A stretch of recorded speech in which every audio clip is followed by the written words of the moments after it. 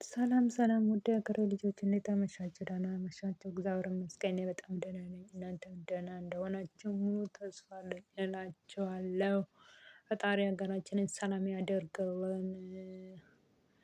ከሀገር ውስጥ ያሉትም ከሀገር ውጭ ያሉትንም ፈጣሪ ሰላም በሰላም ይጠብቀን እላችኋለሁ። ፈጣሪ በሰላም ለሀገራችን መሬት ያብቃን፣ ፍጻሜያችንን ያሳምርልን እላችኋለሁ። አዲስ አበባ ይቺን ትመስላለች። አዲስ አበባ ወደ ቦሌ መንገድ መሄጃ እላቸዋለሁ። በረራ ለአሁኑ ተሰርዟል። ትናንትና አንድ ፍላይ ዱባይ አለ እዛ ሄጄ ነው መጣሁት እላቸዋለሁ። ይሄንን ይመስላል ወደ ቦሌ መንገድ። በተረፈ ደህና ናቸው እግዚአብሔር ይመስገን በጣም ደህና ነኝ። እናንተም ደህና እንደሆናችሁ ሙሉ ተስፋ አለኝ። ተጠፋፍተናል ቤተሰብ ያልሆናችሁ ቤተሰብ እንሁን በቅንነት እላቸዋለሁ።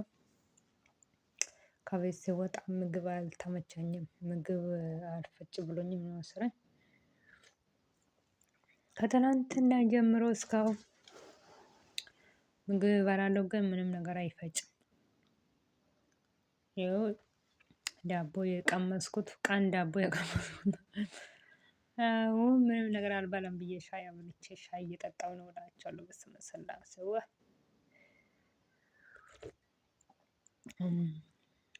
እና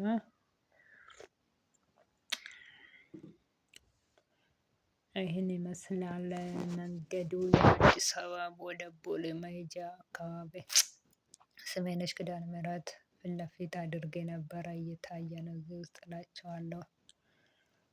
የታያችሁ ውብ እየሆነች ነው አዲስ አበባ።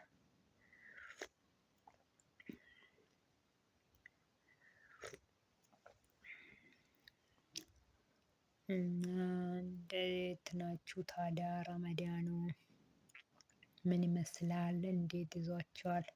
እኔ እንኳን ለእረፍት ሄጄ ነው የመጣሁት እላቸዋለሁ። ወደ ሱቅ በሃያ አምስት እንቆርጥልሻለን አሉኝና እኔም ሁለት ወር ይበዛብኛል ይበቃኛል ሁለት ወር ጨርሻለሁ ብዬ በአምስት ስቆርጠው አምስት ደግሞ ትንሽ አየሩ ቀዝቀዝ ያለ ስለሆነ ብዙም ሃፒ አያደርግም። ብዙ ሰው ግን ወደ ሳውዲ እየሄደ ነው እላቸዋለሁ። በተረፈ እንዴት ናችሁ? ደህና ናችሁ ወይ? እግዚአብሔር ይመስገን በጣም ደህና ነኝ። እናንተም ደህና እንደሆናችሁ ሙሉ ተስፋ አለኝ እላቸዋለሁ። እና እላቸዋለሁ ሁለት ወሬም እረፍቴን ወስጄ ለ7 አመት ቤተሰቦቼን አግኝቼ መጣሁት እንኳንም ሄድኩኝ። እኔ መጀመሪያ ስሄድ የሆነ እንትን ነበረ 2000 ብር አካውንታችሁ ላይ ካለ እጣ ውስጥ ትሳተፋላችሁ ስላሉ ከዛን ኢትዮጵያ ንግድ ባንክ ከፈትኩኝ። አሁን 7 አመት ነው 8 አመት በኋላ ተመልሼ ስሄድ 50,000 ብር ራሱ አልወለደም።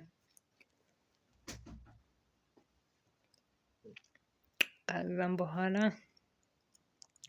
በሁለት ታክሲ በሶስት ታክሲ እንደገና እኔ ያወጣሁት ወደ ቤቴል አካባቢ ነበር ዊራ ቤቴል እዛ ድረስ ሄጄ ወንድሜ ደግሞ እኔን ስለሚቀበል እረፍት ወስዶ ነበር። እረፍት ባይወስደው ኖሮ ከቃሊቲ እስከ መንገዱ አሁን እንደበፊቱ አይደለም። እስከ ቤተልሔም ከቃሊቲ እስከ ቤተልሔም ድረስ እኔ ይሄንን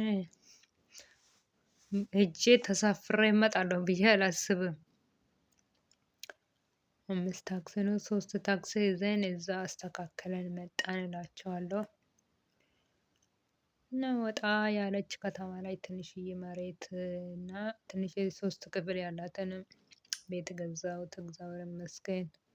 በፊት እንኳን ወይ ቤት አልገዛው ወይ መሬት አልገዛው ብዬ እየተጨናነኩኝ ነበር። ከተማ እያደገች ነው እላቸዋለሁ። ባዶ መሬት ራሱ ግማሽ ሚሊየን ነው የሚሉት እዛ አካባቢ ማለት ነው። ስለዚህ እንኳንም ሄድኩኝ ቤተሰቦቼንም አየሁት። ምክንያቱም እዚህ ሆኜ ልሂድ አልሂድ ይሂድ ወይስ አንደኛዬ ልሂድ እለዋለሁ። ሰው ለካ ሲቆይ ምንም አይመስለውም። እኔ የመጀመሪያ ጊዜው 4 አመት ነው 5 አመት ነው ሲሉ ሰው እንዴት ነው ቤተሰብ የማይናፍቀው እለዋለሁ። 7 አመት ሙሉ ግን ስቀመጥ ምንም ነገር አልመሰለኝም። መጨረሻ ላይ እየተከራከርኩኝ ነው ከራሴ ጋራ ክርክር ይዣለሁ። ሁለት ልብ ይዤ ማለት ነው። ቤተሰቦቼን አይቼ ልምጣ ወይስ አንደኛዬ ልሂድ? ምክንያቱም ከቀጠልኩኝ ደግሞ 7 አመት ሙሉ ፈጣሪ ቤተሰቦችን አቆይቶልኝ ከዛም በኋላ ደግሞ እኔ ስሄድ ኮንትራቴን አንደኛዬን ኮንትራቴን ጨርሼ ስሄድ ደግሞ ቤተሰቦቼ አንድ ነገር ቢሆኑስ ብዬ አሰብኩኝ። ከዛን የሰዎቹ ቤተሰብ ጋር የሚሰሩ ልጆችም አሉና እነሱም ደርሰው መልስ ስለሚመጡት አብረን እንሄዳለን ምናምን ስሉ እነሱን ስጠብቀው እና ፈጣሪ ያለው ቀን ነው የሚሆነው ሁሉም ነገር እላቸዋለሁ። ስጨናነቅ በኪሎም ምናምን ስጨናነቅ ምክንያቱም ከቤይሩት ነበር ወደ ዱባይ የመጣሁት እኔ። ሻንጣም ትንሽ በዝቶብኝ ስለነበረ በቃ እኔ ስለተጨናነቅኩኝ እንቅልፍ የሚባለው ጥፍት አለብኝ። ሀኪም ቤት ራሱ ሄጄ ቪታሚን ዲ እጥረት ነው አሉኝ። ያኔ መድሃኒት ስወስድ ትንሽ ተስተካክሎ ነበረ። ብቻ ተመስገን እላቸዋለሁ። እነሱ 3 ወር ቆይቶ ነው የሚመጡት ገና አሁን 20 ቀን ይቀራቸዋል እኔ ተመልሻለሁ እላቸዋለሁ። ፈጣሪ የተመሰገነ ይሁን።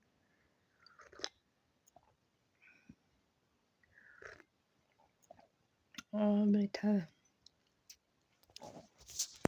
ወይ ጨጓራዬ እና ክፍለ ሀገር ብዙም ቪዲዮም ለመጫንም አልተመቸኝም እላቸዋለሁ። ምክንያቱም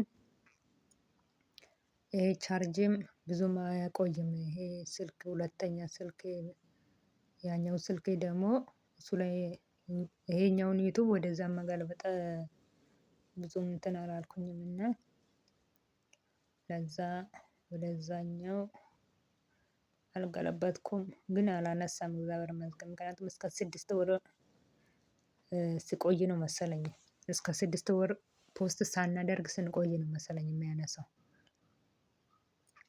ያነሳ ግን ሰዓት ብቻ ነበር ያነሳብኝ ሰዓት አንስተዋል።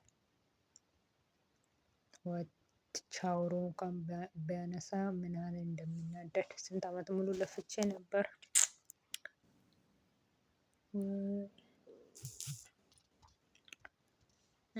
ይጮሃል ምን ፈልገህ ነው? የበላሁት አልፈጭ ብለዋል ይጮሃል እሱ።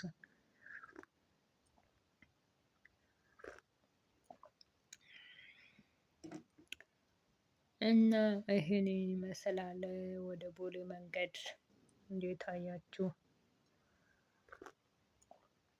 ጎሙ ደስ አይልም?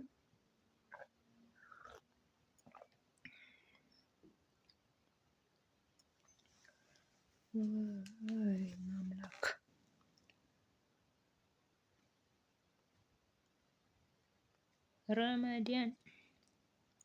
ረመዳን 15 ቀን 17 ቀን አሳለፍኩኝ።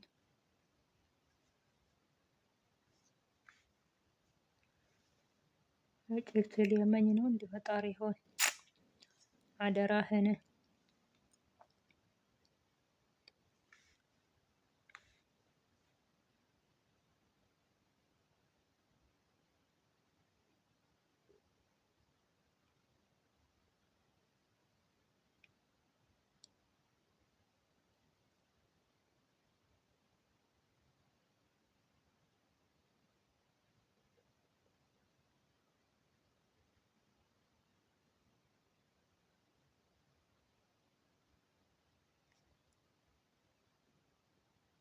የት ሄደች? ቅድም ደውላ ነበር ልጅቷ። ማይ ጋድ መሲ ላ ወይኔ ብሎክ አረገችኝ እንዴ? ጉድ መጽየው ይሄ ስልክ ለካ የስልክ ሌላኛው ስልክ ነው። ኧረ እጄ አውጥ እኮ እቃ አምጪልኝ ብላኝ እቃ አምጥቼለት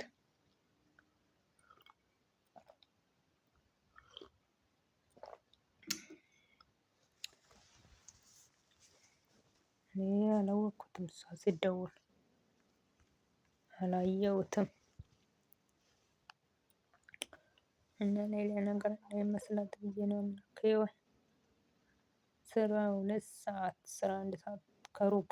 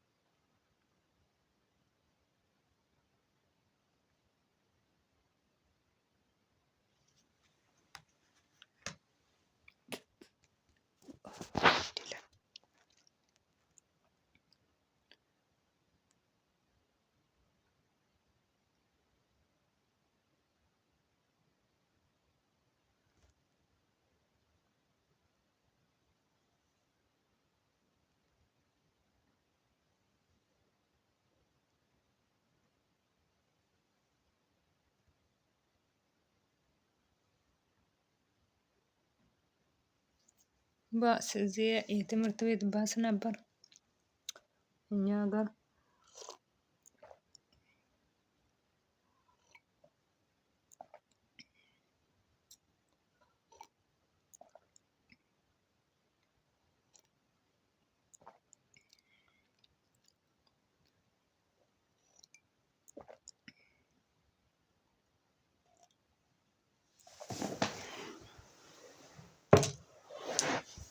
ዋይ አምላኬ ኡፍ ወዴ